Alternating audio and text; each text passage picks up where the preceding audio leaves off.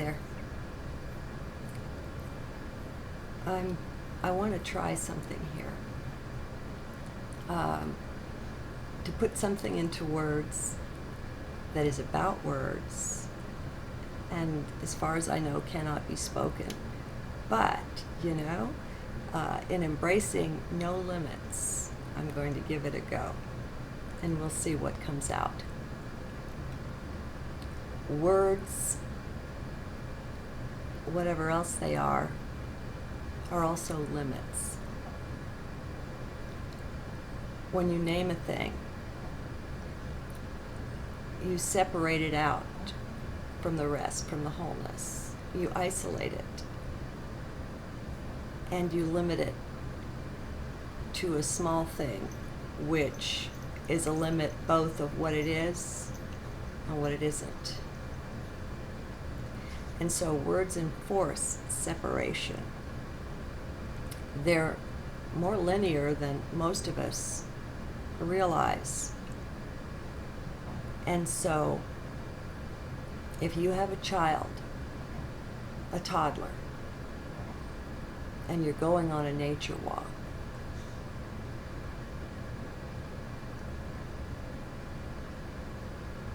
the child doesn't yet have concepts. The child is in the oneness of things. And in a way, we do the child a disservice by teaching them names for things.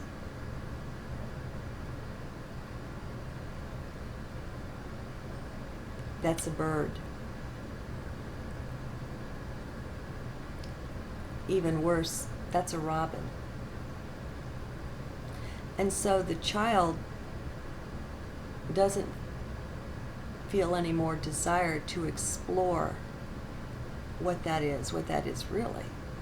It thinks it knows. Oh, that's a robin. And whenever it sees another robin, that's a robin, and it goes on. And so the thing has been boxed, put to the side, limited.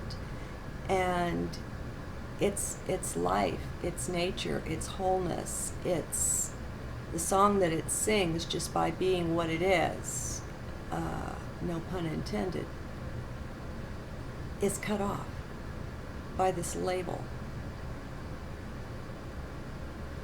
I rather like hearing any number of those who have interacted telepathically with our star brethren, or ETs, whatever you want to call them. Don't call them aliens, though. That's just not even nice. When there's that telepathic interaction, they tend not to have names for one another. They're not needed.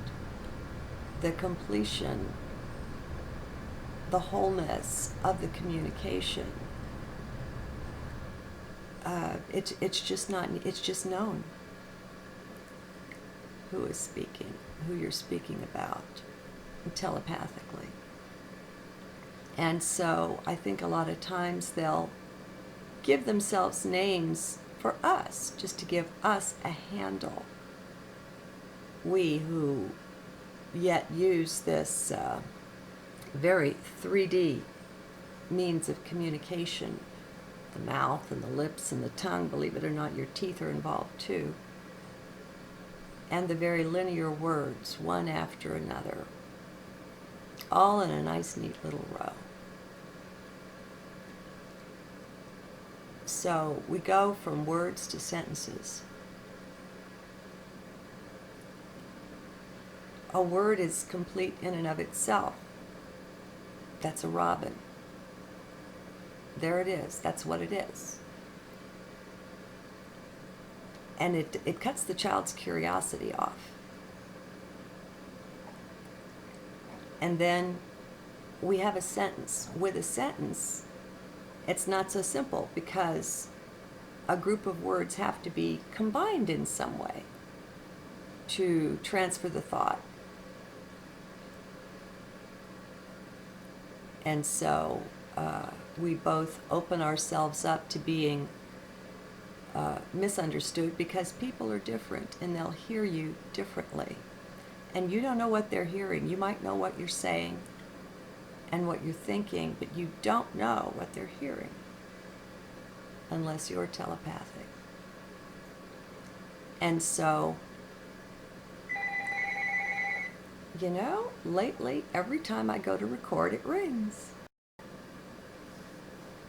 I suppose I could turn off the phone's ringer, but even if I did, you know, when the message machine kicked in, we'd still hear it. So, back to words and how they limit us. They cut us off. They lock us into 3D. When we're wordless, we're multidimensional and we're open. When we're using words, we have the misapprehension that we understand, and that when we say something we've communicated. We haven't. To say something is not to communicate. Communication is always a two-way street.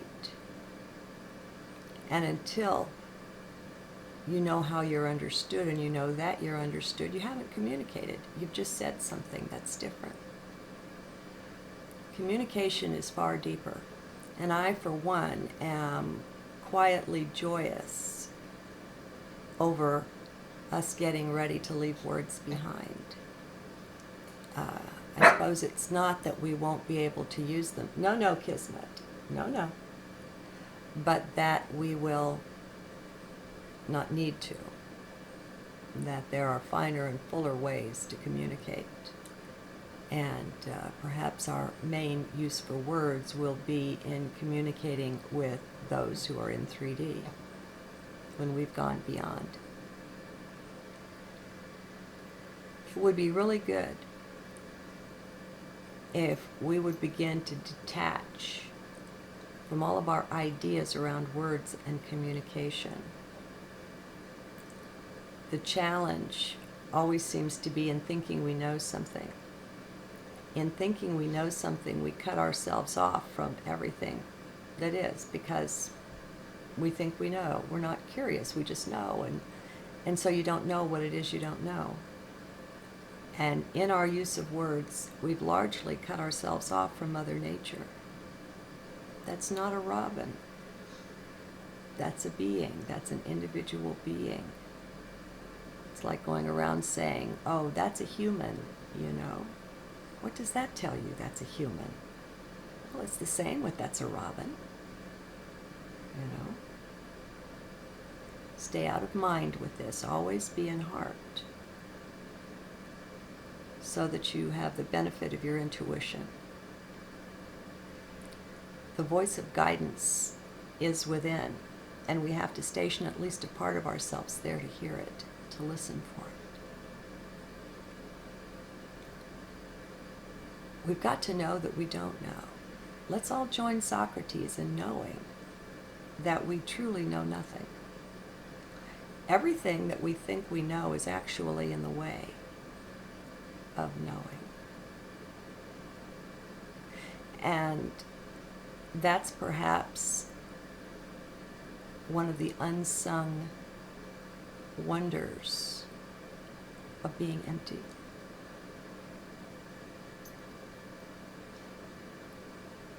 And silent. And this is an inner silence. I can be silent while I'm speaking with you here. We also want to stay off of the surface of things.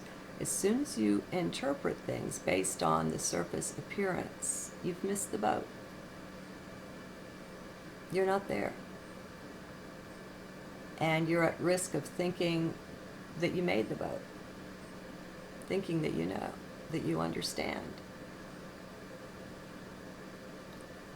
It would be awesome if everybody would just realize that communication is a two-way street, and to speak is not to communicate, it's just to speak. Communication is a back and forth, and it's not complete until an understanding is transferred from one to another. and there's you close the loop by, a way to get started with this is when you're listening to someone and they've said something, reflect it back to them. Put it in your words. Give them what you've understood by what they've said. You'd be surprised how many times they'll need to correct what you've understood. But in thinking that we know, we cut ourselves off from this. You have to know that you don't know. Once you know that you don't know, you've made room for humility, which is significant. It's a real gem that it puts us there with Socrates in knowing that we don't know diddly squat. And I will take it a step further again and say everything that we think we know is nothing but a danger. Now, it's not that it all needs to be re-examined via the mind. No, that's no solution to anything. The mind is the word maker. The mind is the ultimate in linearity, if there is such a word. This is a hard thing. Just like when you're in heart, you're in superposition everywhere. It kind of erases the whole linear thing, the time and space thing.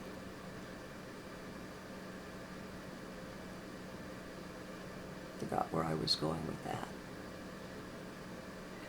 Oh, your language. Okay, imagine being in superposition everywhere. Can you do that? Do you know what superposition is? Google it if you don't. So you're just anywhere that you put your thought, you're there. And that's a way to travel in both time and space. The two are joined at the hip. They're tightly related. It doesn't make sense to have one without the other, time without space, or vice versa.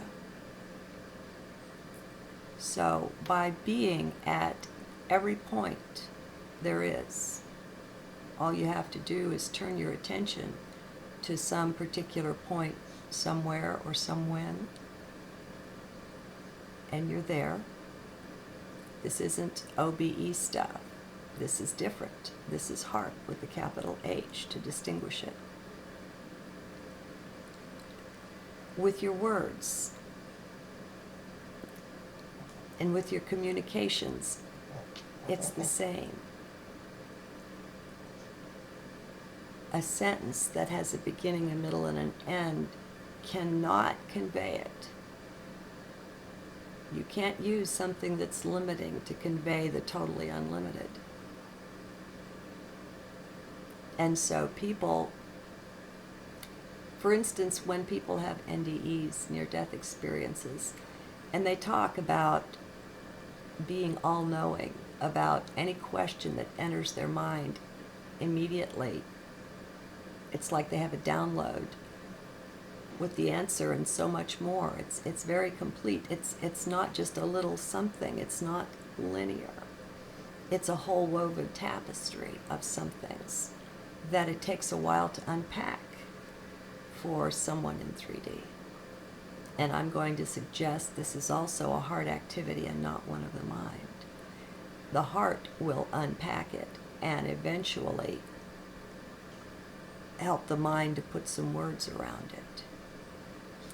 But the unpacking is an activity of heart. Our communications are, or they can be that way. We just transfer a whole depth of understanding around something. It's also different how to put it into words.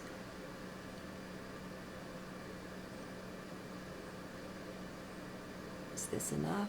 No, it's not. Okay. Words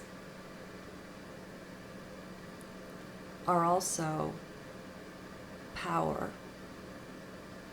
They have a power to create. Words focus the broad beam of light into one something. And for instance, if you have a spiritual guide and you know that one's name, it's not a good idea to share that name around. There are those who are less ethical than you are and who know that it's very easy to cast a spell when you have a name. A name rings with the resonance of the being. It's like a entry point, a pathway into that one. And our society is so ignorant of the uses of words, and so we leave ourselves open not only to be manipulated by those who misuse this science. The Illuminati are a good example, the powers that were. But we manipulate ourselves. We very commonly, in any 24-hour period, bind ourselves up with chains and ropes and locks and things based on our uses of words, such as to put any kind of suffering or sick or angry or unhappy or depressed behind the words I am. You've just cast a spell on yourself if you've done that. And if you're in heart, maybe you can hear me and you can feel the truth of this. Spelling and cursive, spells and curses, they laugh at us, putting things out in the open and having them not be seen. Well, come on, ladies and gents. It's time to see. It's time to really start self-observing your own use of language. Even if you do nothing more than watch out for tying yourself up in knots with your own words, then you've accomplished a lot. And as you're doing this watching yourself, as you're in heart with it, you'll also be taught and guided from within. You'll be shown things. Heart does that. It's always available. But we've got to have, if not a quiet mind, then we have to just shove mind to the side. And learn how to watch a thought go by without clicking the link and opening it up. It's okay to watch it go by. We only get in trouble when we click on the link. We bind ourselves all the time, and we've been taught to do this. And in our ignorance, we go along with it. Well, we're not so ignorant, not really. We're actually brilliant, magnificent, and divine. But it takes a certain opening up to that. And as long as we think we know things, then we're just not aware of what we don't know. And we're not open. To think you know is to be closed. To name something is to kind of close the book on it. And think that you know about it. You don't. It's not done by naming. Knowing and naming are separate things. Language is a magnificent and a powerful tool in the hands of someone who's awake to certain things like this. It'll be fun. You'll start catching yourself when you're about to wrap yet another rope and tie it around yourself with some sentence construction or another. Make friends with the word yet, rather than say,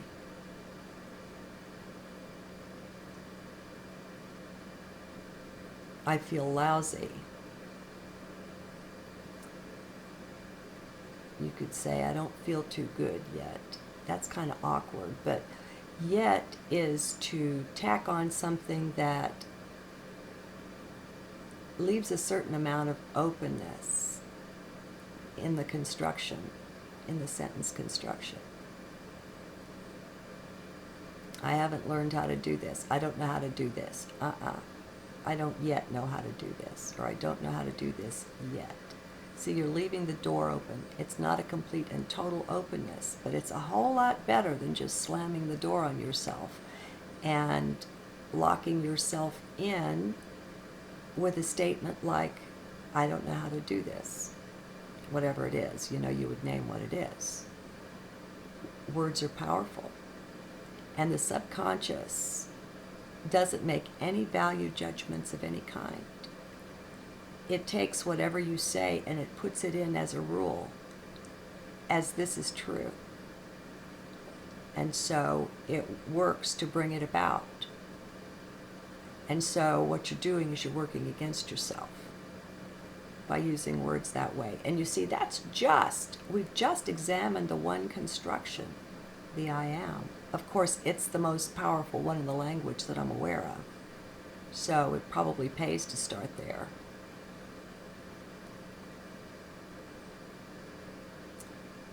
Okay, what else do I have to offer here? Sorry, it's a bit disjointed, but it's not like I lay these things out before I open my mouth and get them all nice and neat and outlined as I used to do. One of my degrees is in English, and I got it for love of the language more than anything else. Fun playing with words. I mean, if you want to look at openness in writing, look to Shakespeare. I remember we had to study the big names in English. I mean, you go back in your history of the language and you'll study Shakespeare for a degree like that. And I remember being in class. I don't remember, I guess we were working on the sonnets. I don't remember exactly, but I remember my surprise. I had read it, whatever it was, and come to a certain understanding. And the professor went around the room and asked half a dozen of us, okay, how did you understand this? How did you understand this? And I sat there in total amazement as I heard completely different understandings come from the same piece.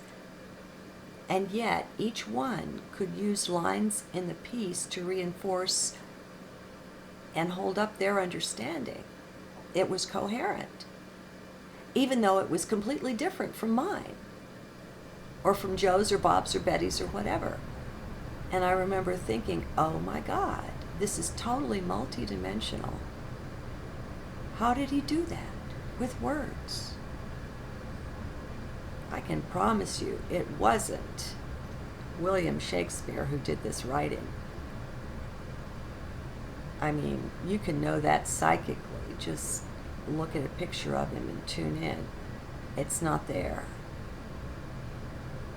I'm one of those that believes shake the spear is for the goddess of truth, Pallas Athena. She holds a spear. And that was a code name for someone who couldn't give his name out, Francis Bacon, who was actually supposed to rule, but his mother wouldn't acknowledge him. And so it didn't happen. There's a depth to the Shakespearean work that's phenomenal.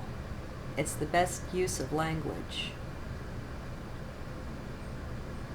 There are others that are quite masterful with it.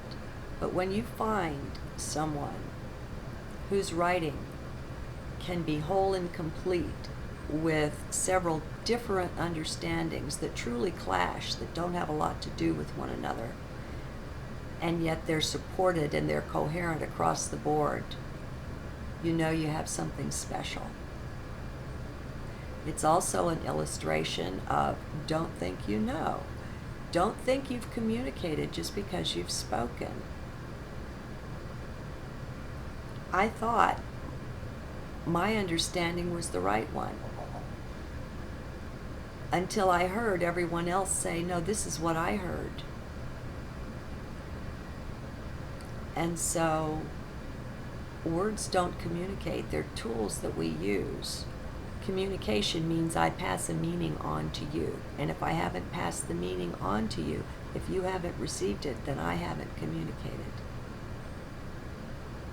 So let's change your ideas up around the whole concept of communication and start watching our words. We have a phenomenal power in our hands that we misuse and abuse totally out of ignorance every day. It'll take a while to clean up your use of the language because we have habit patterns. And certain ideas have to go, such as that you know something. You know, we need to make room for humility. And we don't have to go develop it.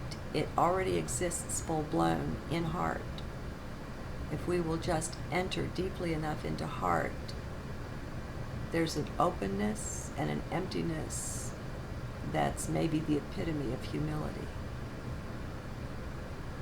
It's not the religious thing, you know. Do what you can to wipe away the religious connotations on it. The saints would try to be humble, and they would do things that they thought were humble. And so it was coming from here rather than heart. And nothing real comes from here. If you want reality, seek it within. Okay. See you again soon. Namaste.